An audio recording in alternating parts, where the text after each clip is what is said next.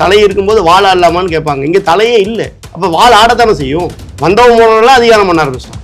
இந்த காவல்துறை இவ்வளவு சீர்கேட்டுக்கு காரணம் முழுக்க மு.க. ஸ்டாலின் அவர். டிஎஸ்பி சுந்தரேசன் அவர்கள் அவர் குற்றச்சாட்டு வச்சிருக்காரு.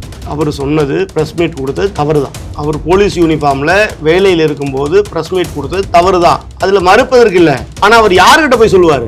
இப்போ டிஎஸ்பி சுந்தரேசன் கிட்ட அவர் கேட்ட கேள்வியை ஏன் டேவிட்சன் கிட்ட இதுவரை கேட்கல? திருவள்ளூரில் இன்னைக்கு அந்த பெண்ணை கடத்தி அந்த பெண்ணை தூக்கிட்டு போய் பாலியல் தொழில்நுட்பம் பண்ண ஆளை இன்ன வரை கண்டுபிடிக்க முடியும். போலீஸுக்கு இந்த மாதிரிலாம் பிரச்சனைகளாக இருந்தால் நேர்மையான அதிகாரிகளை எப்படி செயல்படுவான்னு கேட்குறோம். அதை தாண்டி ஒரு 12 மணிக்கு அவர் அந்த அம்மா என்ன சொல்லுது, சாமியோ நீங்கள் நல்லா இருக்கணும் சாமியோ, எங்களுக்கு பட்டாலாம் கொடுத்தீங்க அப்படிங்கிறாங்க. அவனை போய் பார்த்தா அந்த வீடு பழைய வீடே தான் இருக்குது, பட்டாவும் கிடையாது, ஒன்றும் கிடையாது. அது ஒரு ஷூட்டிங். என்னங்க அறிவாலய பரபரப்பில் இருக்குது? அவர் போயிருக்கிறாரு, கேஸ் ட்ரபிளாக இருக்கும், 2 மாத்திரை சாப்பிட்டு வந்துடுவார், ஒன்றும் பிரச்சனை இல்லை. 2 நாளைக்கு ஷூட்டிங் கட்டு. நீங்கள் ஏன் அவரை பற்றி இவ்வளோ கேவலமாக பேசுனீங்கன்னு கேட்டிருக்காரா? ஏன் கேட்கல? கலகம் ஊட்டுறாங்களா, பிரிவினைவாதத்தை உண்டாக்குறாங்களா? என்ன லெட்டர் இது? பண்ணனது உங்கள் கட்சிக்காரன், அதை கேட்க துப்பு இல்லாமல் இதில் அறிவாலய வாசலில் எலும்பு துண்டுக்கு ஆசைப்பட்டு பிச்சை எடுத்துட்டு தீர்கிறார் செல்வ பெருந்தகை.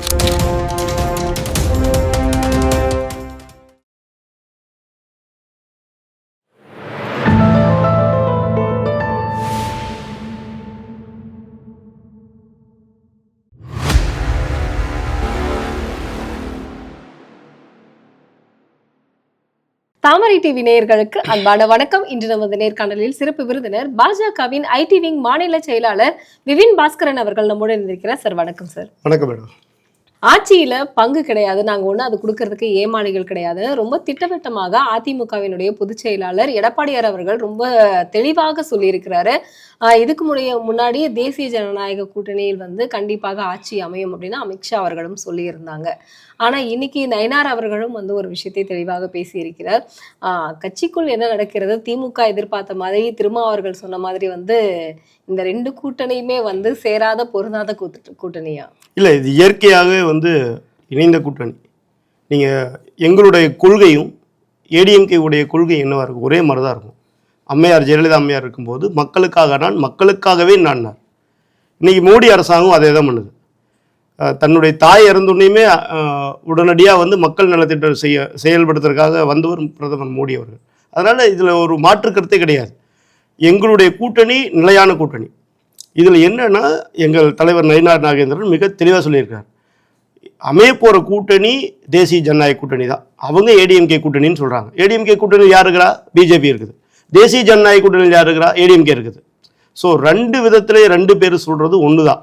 இது எலெக்ஷனுக்கு அப்புறம் பேசிக்க போகிறாங்க.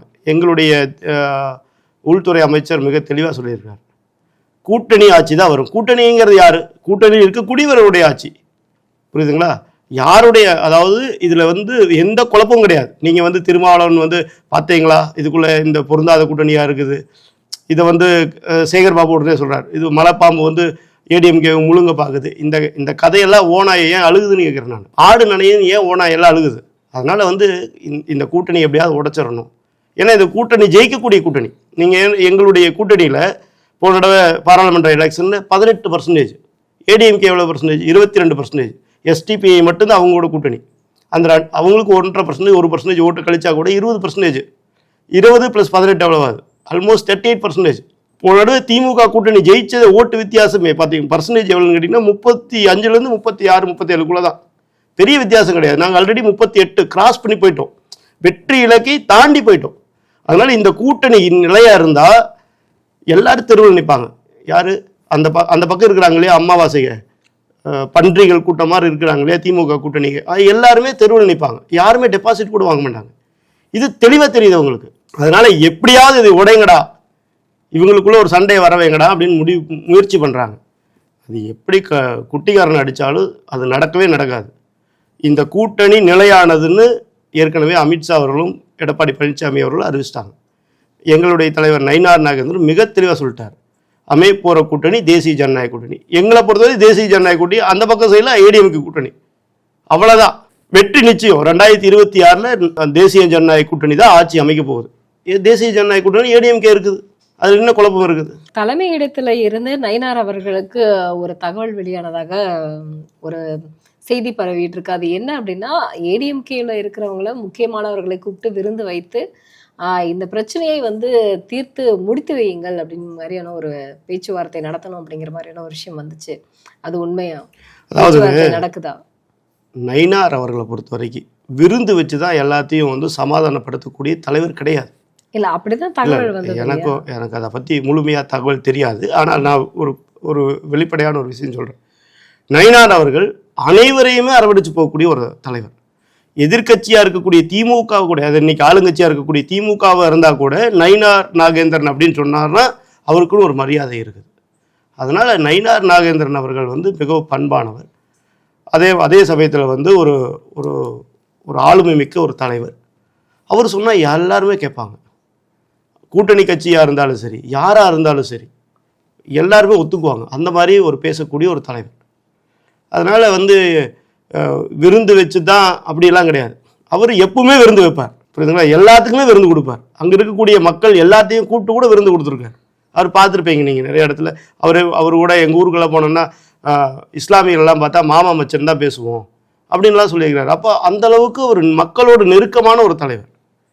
எதிர்கட்சியாக இருந்தாலும் சரி, ஆளுங்கட்சியாக இருந்தாலும் சரி, அந்த கட்சி தலைவர்களோட, கட்சியினுடைய எம்எல்ஏ எம்பிகளோட மிக நெருக்கமான, எப்படி ஒரு பண்பாளர், நட்பு பாராட்டக்கூடிய ஒரு தலைவர்.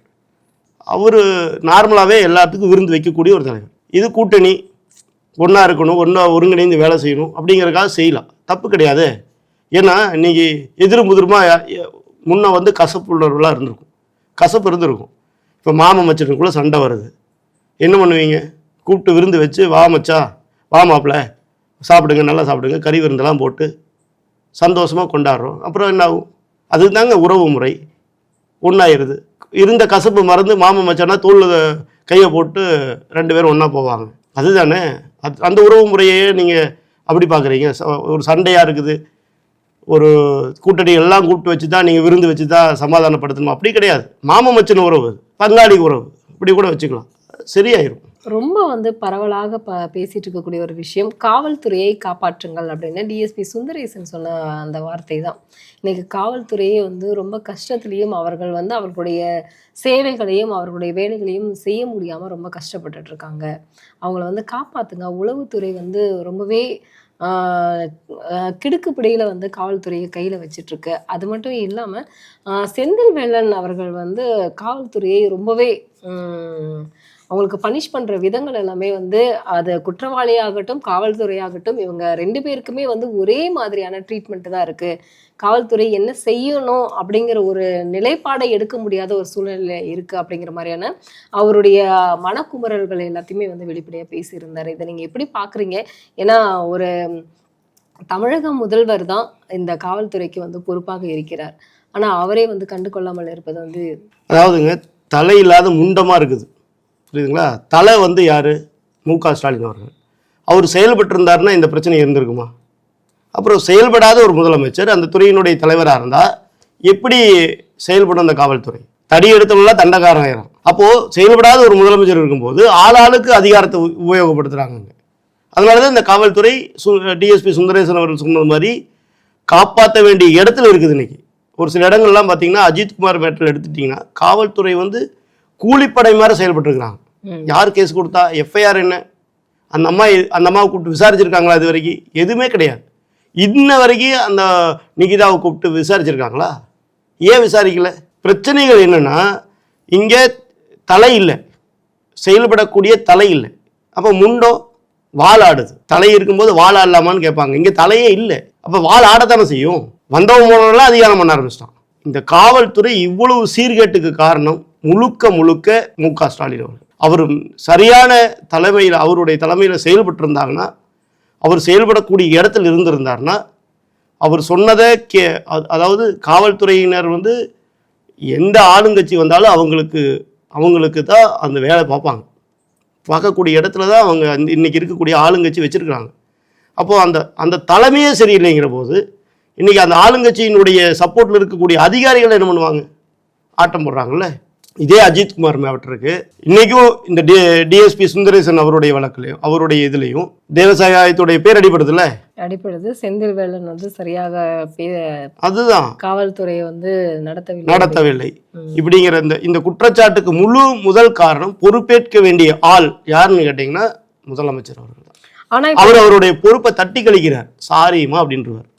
இப்போ டிஎஸ்பி சுந்தரேசனை வந்து சஸ்பெண்ட் பண்ணிட்டாங்க. டிஎஸ்பி சுந்தரேசன் அவர்கள் அவர் குற்றச்சாட்டு வச்சிருக்கிறார். அவர் சொன்னது ப்ரெஸ் மீட் கொடுத்தது தவறு தான். அவர் போலீஸ் யூனிஃபார்ம்ல வேலையில் இருக்கும்போது ப்ரெஸ் மீட் கொடுத்தது தவறு தான். அதுல மறுப்பதற்கு இல்லை. ஆனா அவர் யாருக்கிட்ட போய் சொல்லுவாரு?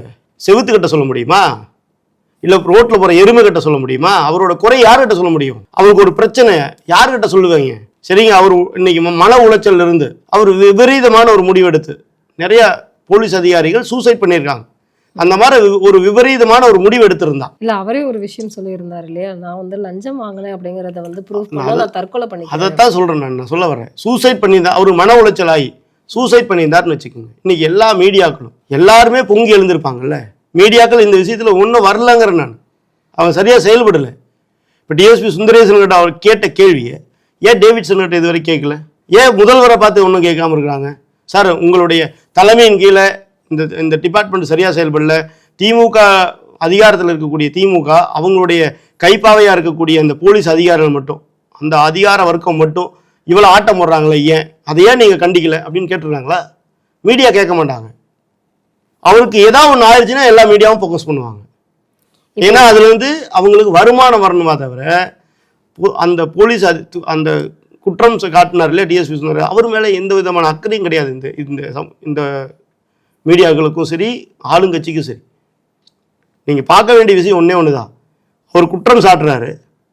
அவர் குற்றம் சாட்டும் போது டேவிட்சனுடைய பேரையும் சொல்கிறாரு, லக்ஷ்மணன் அவருடைய பேரையும் சொல்கிறாரு, ஒருத்தர் பேரையும் சொல்கிறாரு. இப்படி போலீஸ் அதிகாரிகள் 3 பேருடைய பேரை சொல்லும் போது அவங்க மேலே என்ன ஆக்ஷன் எடுத்திருக்காங்க? கூப்பிட்டு விசாரிச்சிருக்காங்களா? சார் என்ன சார் நடந்தது? அவர் இவ்வளோ குற்றச்சாட்டு சொல்கிறாரு, இதெல்லாம் உண்மையா? அவருடைய போலீஸ் வாகனம் எதுக்காக பறிக்கப்படுது?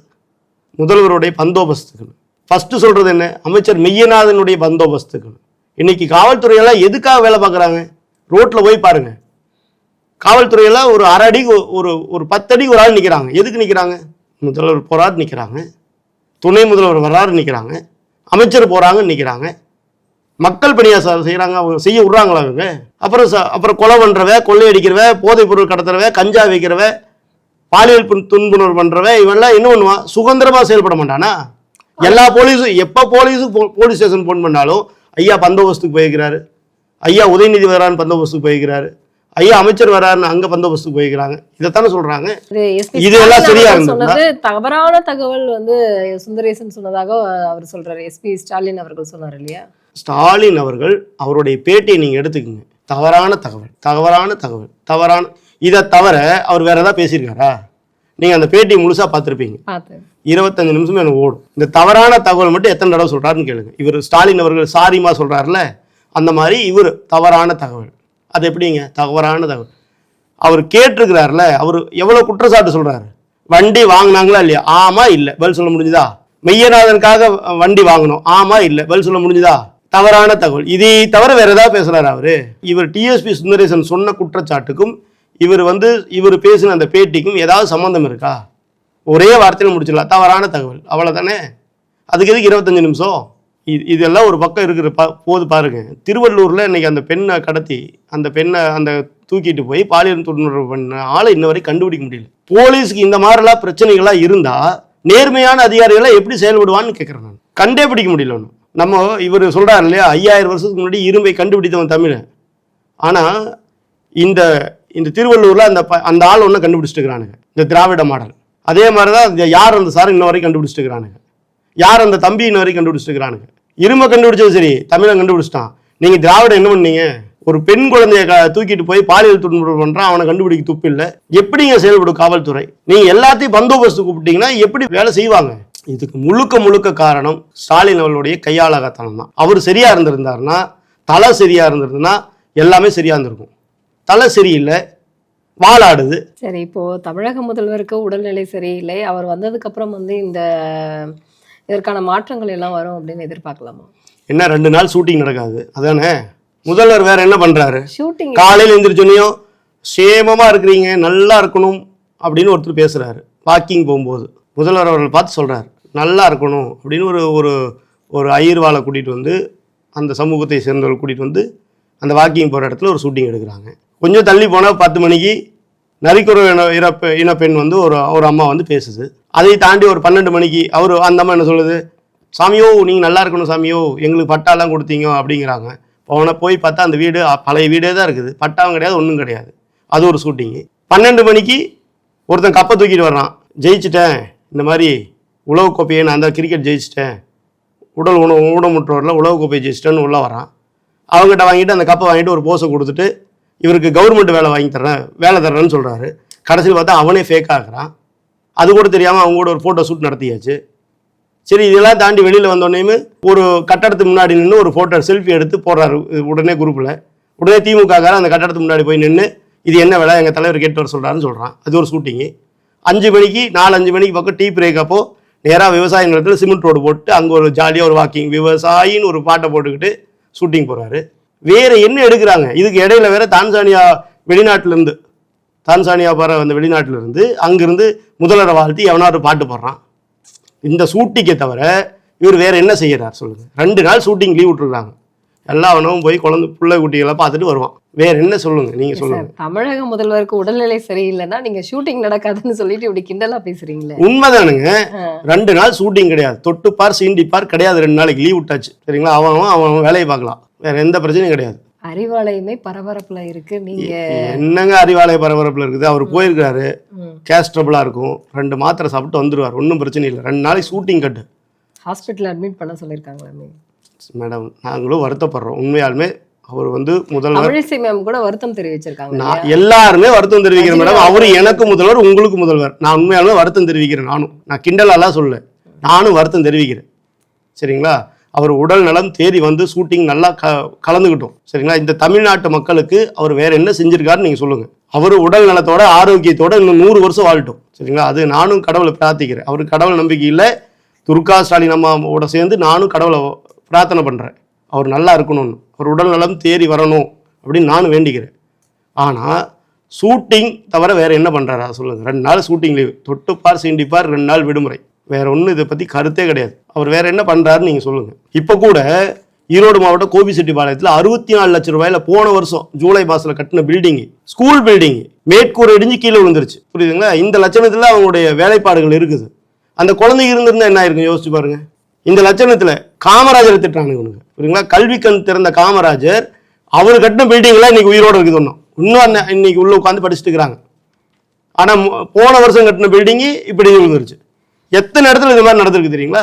காமராஜரை பற்றி வந்து பேசினதுக்கு திமுக மன்னிப்பு கேட்கணும்னு அன்புமணி சொன்னாரு. ஆனா இப்போ வரைக்குமே வந்து அந்த மன்னிப்பும் இல்லை. அவர் பேசினதை வந்து ஒரு பெரிய சர்ச்சைகளாக்கி கலைபுரம் உண்டாக்குறதாக வந்து தமிழக முதல்வர் தானே ஒரு கடிதம் எழுதியிருந்தார் இல்லையா? அதை பிரச்சனையாக்க வேண்டாம். சரி, யார் பேசுனதான்னு அவர் சொல்லட்டும். திருச்சி சிவா யார்? அவர் எந்த கட்சி? திமுக எம்பி. அவரை பத்தி என்ன பேசியிருக்காரு? ஸ்டாலின் ஏதாவது சொல்லியிருக்காரு? கண்ணன் தெரிவிச்சிருக்காரா? அவரு திமுக தலைவர் ஸ்டாலின் அவர்கள் கூப்பிட்டு திருச்சி சிவாவை கூப்பிட்டு கண்டிச்சிருக்காரா? இல்ல, அவர் வயசான காலத்துல கூட என்னுடைய கல்யாணத்தில் கலந்துக்கிட்டாரு, காமராஜர் அவர்கள் பெருந்தன்மையோட கலந்துக்கிட்டாரு, நாங்க தான் அவரை தோக்கடிச்சோம், எருமை தோழன்னு சொன்னோம், அரவாணி வேஷம் போட்டு எங்களுடைய விடுதலை பத்திரிகைகள் எல்லாம், முரசொலி பத்திரிகைகள் எல்லாம் வந்து அரவாணி வேஷம் போட்டுக்கிட்டு எங்களுடைய முரசொலி பத்திரிகைகள் நாங்கள் எல்லாம் போட்டிருந்தோம், படம் போட்டிருந்தோம். இது எல்லாம் மறந்துக்கிட்டு என்னுடைய பெருந்தன்மையோட ஒரு மனிதனா, ஒரு தமிழனா என்னுடைய கல்யாணத்துல கலந்துக்கிட்டாரு. நீங்க ஏன் அவரை பத்தி இவ்வளவு கேவலமா பேசுனீங்கன்னு கேட்டிருக்காரா? ஏன் கேட்கல? கலகம் ஊட்டுறாங்களா? பிரிவினைவாதத்தை உண்டாக்குறாங்களா? என்ன லெட்டர் இது? பண்ணனது உங்க கட்சிக்காரன், அதை கேட்க துப்பு இல்லாம இதுல அறிவாலய வாசல்ல எலும்பு துண்டுக்கு ஆசைப்பட்டு பிச்சை எடுத்துட்டு தீர்றாரு செல்வ பெருந்தகை. அவரும் வந்து என்ன கண்டனம் தெரிவிச்சாரு? அதுக்கப்புறம் என்ன கண்டனம் தெரிவிச்சாரு? நாட்கள் கழித்து வந்து சொல்லியிருந்தாரு. இப்போ வந்து நாங்க ஏன் 2 நாள் கழிச்சு உப்பு போட்டு சாப்பிட்டாரா? இல்ல, சமாதானம் ஆயிட்டோம் நாங்க. என்ன சமாதானம்? மாட்டு வியாபாரம் பண்றாங்களா? துண்டை போட்டுக்கிட்டு 2 பேரும் சமாதானம் வைக்கிறதுக்கு? எங்க கொள்கைங்கிறது இடுப்புல கட்டிக்கிற வேட்டி மாதிரி அப்படின்னு யார் சொன்னா? கலைஞர் கருணாநிதி அவர்கள் சொல்லியிருக்கிறார். கூட்டணிங்கிறது தோல்ல போற துண்டு மாதிரின்னு சொல்லியிருக்கிறார். நாங்க துண்டை மாத்துவோம், ஆனா என்னைக்கு வேட்டியை மாட்ட மாட்டோம்னு சொல்லியிருக்கிறார். இவரு காமராஜர் யாரு? கருணாநிதி, அதாவது காங்கிரசினுடைய பெருந்தலைவர், தமிழ்நாட்டினுடைய ஆகச்சிறந்த தலைவர். இன்னைக்கு வரைக்கும் காமராஜர் ஆட்சியை கொண்டு வரந்தானே எல்லாரும் பேசுறாங்க. வேற ஏதாவது ஆட்சி கொண்டு வரணும்னு பேசுறாங்களா? காமராஜருங்கிற மாதிரி ஒரு ஆளை இந்த தமிழ்நாடு அவரை மாதிரி வேற ஆளை பார்த்ததே கிடையாது. இன்னைக்கு வைகை அணை யாரு கட்டினா? அவர் தானே கட்டினாரு. அதே மாதிரி சாத்தனூர் அணை யாரு கட்டினா? அவர் தானே கட்டினாரு. இப்படி 14க்கு மேற்பட்ட அணைகளை கட்டின ஒரு பெருந்தலைவர். நீங்க அது மட்டும் இல்ல, மத்திய அரசாங்கத்துடைய கனரக தொழிற்சாலைகளை அத்தனையும் படிக்காத மேதை அத்தனையும் கொண்டு வந்து தமிழ்நாட்டுக்கு கொண்டு வந்த ஒரு தலைவர். அப்படிப்பட்ட ஒரு தலைவனை பத்தி ஒரு கேவலமான ஒரு பேட்டி கொடுக்குறாரு. அவரு பேசுறாரு. அவரை கூப்பிட்டு கண்டிக்காம அந்த கூட்டணிங்கிறதுக்காக வந்து அப்படியே இருப்பாங்களா செல்வ பெருந்தகை? சரிங்க, செல்வ பெருந்தகை எப்படி பேசுவார்னு கேட்குறேன். சத்தியமூர்த்தி பவன் மேலேயே கல் எடுத்து அடிச்ச ஒரு ஆள். அப்படிப்பட்டவனை தலைவன் ஆக்குனா, காங்கிரஸ் கட்சியினுடைய தலைவன் ஆக்குனா எப்படி வந்து ஸ்டாலின் அவர்களை எடுத்து பேசுவார்? நாங்கள் சமாதானம் ஆயிட்டோம்னா எப்படி? போனோம் காமராஜரை பற்றி பேசினாரு, 2 சீட் எக்ஸ்ட்ரா கொடுங்கன்னு கேட்டு வாங்கிட்டு வந்திருப்பாரு. இல்லை 2 கோடி எக்ஸ்ட்ரா பணம் கேட்டிருப்பாரு. வேற என்ன பண்ணியிருப்பாரு? ஏங்க சமாதானம் ஆகிறதுக்கு இது என்ன வியாபாரமானு கேட்குறேன் நான். இது வந்து காங்கிரஸ் கட்சியினுடைய உயிர் கொள்கைங்க, உயிர் கொள்கை மூச்சது. நீங்க எப்படி வந்து ஒரு பெருந்தலைவர் காமராஜர் இல்லாம காங்கிரஸ் கிடையாது. முதல்ல தெரிஞ்சுக்கங்க, காமராஜர் இல்லாம காங்கிரஸ் கிடையாது. அதில் ஒருத்தன் சொல்றான் காமராஜர் காங்கிரஸ் கட்சியே கிடையாது, அவர் இறக்கும்போது அவர் வேற கட்சியில தானே இருந்தார் அப்படின்னு. இன்னைக்கு இருக்கக்கூடிய காங்கிரஸே ஒரிஜினல் காங்கிரஸ் கிடையாது, இந்திரா காங்கிரஸ் தான். இந்திரா காந்தி அம்மையார் காங்கிரஸ் கட்சியை கலைச்சிக்கிட்டு இந்திரா காங்கிரஸ்னு வச்சாங்க. ஆனா உண்மையான காங்கிரஸ்காரர் யாருன்னு கேட்டா காமராஜர் அவர்கள் தான். 9 வருஷம் ஜெயிலில் இருந்தார். இவனுக்கு எவனா இருந்திருக்கானுங்களா? இன்னைக்கு இருக்கிற யாராவது ஒரு ஆள் இருந்திருக்கானா? கடுங்காவல் தண்டனை. சுதந்திரத்துக்காக பாடுபட்ட ஒரு தலைவர். தன்னுடைய தாய்க்கு கூட ஒரு பைப்பு போட்டு தரமாட்டேன்னு சொன்ன ஒரு தலைவர். இன்னைக்கு கேபிள் டிவி பிஎஸ்என்எல் கேபிளை திருடி சன் டிவி நடத்தின குடும்பம் அது திமுக குடும்பம். இவங்க எங்க தன்னுடைய தாய்க்கு கூட ஒரு பைப்பு போட்டு தராத ஒரு தலைவன். இங்க ரெண்டு ஏதாவது கம்பாரிசன் பண்ண முடியுதா? எப்படிங்க ஒரு துளியும் கூட வெக்கமான சூடு சொரணம் இல்லாம அவரை போய் பார்த்து பேச முடியுது? நீ மன்னிப்பு கேட்க சொல்லுங்க, நான் உள்ள வரேன் அப்படின்னு ஒரு தன்மானத்தோட பேச வேண்டாமா? பேசினாரா செல்வ பெருந்தகை? என்னுடைய அதாவது உண்மையாலுமே வந்து அந்த கட்சியில அந்த கட்சி மேல ஈடுபாடு இருக்கணுங்க, அந்த கொள்கை மேல ஈடுபாடு இருக்கணும். அவன் தான் தலைவனா இருக்கணும். அப்பதான் அந்த கேள்வி எல்லாம் வரும். அதான் ஒரே ஒரு மானஸ்தன் காங்கிரஸ் கட்சியில ஒரு மானஸ்தன் இருந்தோம். அந்த மானஸ்தை கேள்வி கேட்டிருக்கான். எனக்கு தெரிஞ்ச அந்த அவரை வந்து அந்த மானஸ்தனை கட்சி விட்டே தூக்கிடுவாங்க. புரியுதுங்களா? உண்மையாலுமே அந்த காங்கிரஸ் கட்சியினுடைய கொள்கை என்ன, கோட்பாடு என்ன, அந்த இயக்கம் எதுக்காக தோற்றுவிக்கப்பட்டது அப்படின்னு தெரிஞ்சிருந்தா செல்வ பெருந்தகை கண்டிப்பாக ஸ்டாலின் வீட்டுக்குள்ளேயே போயிருக்க மாட்டார், ஸ்டாலினை பார்க்கவே போயிருக்க மாட்டார். மன்னிப்பு கேளுங்க, அதுக்கப்புறம் நான் வர்றேன்னு சொல்லியிருப்பார். புரியுங்களா? வேட்டியெல்லாம் அவுத்து போட்டுட்டு, கொள்கைங்கிற வேட்டி அவுத்து போட்டுட்டு போய் நின்றுருக்கார். வெக்கமே இல்லாம, சுயமரியாதையே கிடையாது. ஓரணியில் தமிழ்நாடு இதுல வந்து இந்த ஓடிபி வாங்குறதெல்லாம் வந்து கூடாது அப்படின்னு நீதிமன்றம் வந்து சரியாக ஒரு குற்ற வைத்திருக்கிறது. இது திரும்பவும் செயல்படுமா ஓரணியில் தமிழ்நாடு? இல்லை, ஓரணியில் தமிழ்நாடு கண்டிப்பாக செயல்படும். ஏன்னா திமுக வேண்டான்னு எல்லாம் ஓரணியில் எல்லாரும் நிற்கிறாங்க. திமுக வேண்டான்னு நிற்கிறாங்க ஒரு அணியில். இல்லை, இது திமுக ஆரம்பிச்ச அணி. அதுதாங்க, திமுக வேண்டான்னு நிற்கிறாங்க இன்னைக்கு எல்லாரும் ஒரு அணியில். ஏடிஎம்கே, பாமக, எங்க கட்சி பாஜக, இதெல்லாம் ஓரணியில் நிற்கிறோம் எல்லாருமே. திமுக மட்டும் எக்காரணம் மட்டும் வந்துடவே கூடாது. வந்தா தமிழ்நாடு 2024 சுடுகாடா மாறிடணும், எல்லாம் ஓரணியில் நிற்கிறோம். திமுக வரக்கூடாதுன்னு ஒரு அணியில் நிற்கிறோம். இதுக்கு என்னன்னா, இவங்க போய் பாருங்க, இவங்க போய் 4 வருஷமா நாங்க போய் செய்த சாதனைகளுக்கு சொல்லித்தாங்க ஓட்டு கேட்கணும். போய் என்ன கேட்கணும்? நாங்க வந்து ஆட்சிக்கு வரும்போது முதல் கையெழுத்து நீட் தேர்வு ரத்துன்னு சொன்னோம், ரத்து பண்ணிட்டோன்னு போய் கேட்டிருக்கணும். கேட்டாங்களா? பண்ணா தானே கேட்க முடியும். அனிதா வீட்டில் போய் நின்று கேட்க முடியுமா? ரத்து பண்ணிட்டோமா, உன் சாவுக்கு நான் தான் காரணம், அந்த சாவுக்கு காரணம் அந்த நீட்டு தேர்வை ரத்து பண்ணிட்டேன் அப்படின்னு போய் நின்று கேட்க முடியுமா? கேட்க முடியாது. ஒரு ஏழை வீட்டில் போயிட்டு நின்றுட்டு மாதம் நான் கரண்ட் பில்லு வந்தால் கணக்கெடுத்து தர்றேன்னு சொன்னேன், உங்களுக்கு கரண்ட் பில்லெல்லாம் கம்மியாகும்னு நான் ஓட்டு வாங்கணுமா? இப்போ பண்ணிட்டேன்னு போய் முதல்வர் கேட்பாரா? கேட்க முடியுமா? செஞ்சால் தானே கேட்க முடியும். தத்தி இன்னைக்கு இருக்கக்கூடிய பால்டாயில் அவர் போய் நாங்கள் ஆட்சிக்கு வந்தோடனே உங்கள் நகை கடன்லாம் தள்ளுபடி பண்ணுவேன், நீங்கள்லாம் கொண்டு போய் நகையை கொண்டு போய் கூட்டுறவு வங்கியில் வைன்னு சொன்னார்ல, அவர் போய் இன்னைக்கு வீட்டு முன்னாடி நின்றுக்கிட்டு அம்மா உங்கள் நகையெல்லாம் தள்ளுபடி பண்ணிட்டோமா, நகை கடனெல்லாம் நான் சொன்ன வாக்குறுதியை காப்பாற்றிட்டோமா, எனக்கு ஓட்டு போடு வாங்கம்மா அப்படின்னு கூப்பிடுவாரா? இப்படி எதுவுமே செய்யாம 500க்கும் மேற்பட்ட வாக்குறுதிகள் கொடுத்துட்டு எதுவுமே செய்யாம இன்னைக்கு என்னன்னு போய் ஓட்டு கேட்பாங்க? அவங்க செய்த சாதனைகள் 4 வருஷத்துல எதையுமே சொல்லி கேட்காம போய் என்ன சொல்றாங்க? இப்போ பழைய பஞ்சாங்கத்தை அரைக்கிறாங்க.